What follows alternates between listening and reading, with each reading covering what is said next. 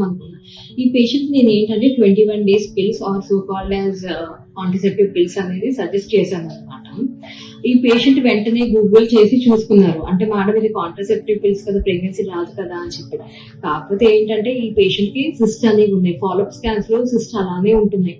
So 1 cycle try చేద్దాము, 21 days tablets ఇచ్చాను. మీరు తెలుసుకోవాల్సిన విషయం ఏంటి అంటే ఈ 21 days పిల్స్ కి there are non contraceptive benefits కూడా.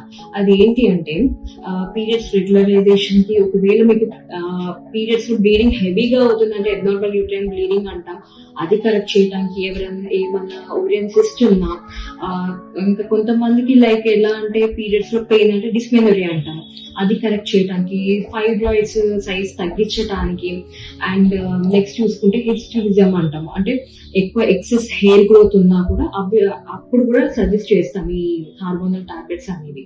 నెక్స్ట్ కొంతమంది ఏంటి అంటే టు ప్రివెంట్ మాలిగ్నెన్సీస్ లైక్ అంటే ఎండోమెట్రియల్ క్యాన్సర్ కానీ, urine cancer, colorectal cancer, so మేము చూసే ఇస్తాము టాబ్లెట్స్. సో దీనివల్ల ఎట్లా అంటే ఇవి కాంట్రసెప్టివ్ పిల్స్ అని చెప్పేసి వాడకుండా ఉంటారు, కానీ